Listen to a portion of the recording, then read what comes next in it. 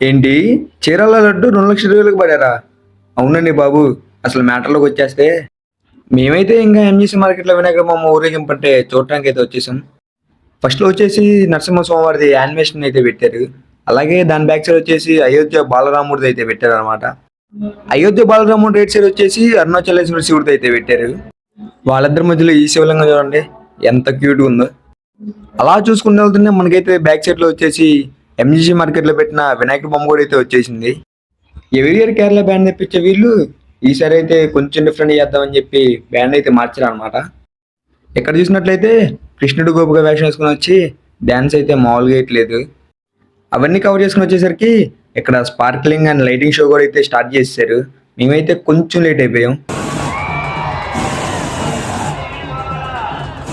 ఇంకా ఆ షో అయిపోయేసరికి ఇక్కడ లడ్డు వేలంపాట కూడా అయితే స్టార్ట్ చేశారు. 111 కేజీల లడ్డు వేలంపాట కింద అయితే పెట్టారన్నమాట. ఆ లడ్డు అయితే 2,20,000 అయితే వెళ్ళింది. చీరాల్లో ఇప్పుడు దాకా ఇదే అనమాట టాప్ వచ్చేసి. ఇంకా లడ్డు వేలంపాట కూడా అయిపోయేసరికి మనకు కావాల్సిన బాంబులు అన్నీ అయితే తీసుకొచ్చేస్తున్నారు. మ్యాక్సిమం చీరాల పీపుల్ అందరూ ఈ బాంబుల షో చూడటానికి అయితే వస్తారనమాట.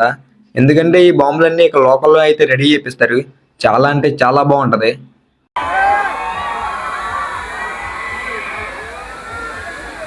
మనకి ఇంకా క్రాకర్ వర్క్స్ కూడా అయితే స్టార్ట్ అయిపోయాయి అనమాట. ఇంకా వీడియో అయితే చూసి ఎంజాయ్ చేసేయండి.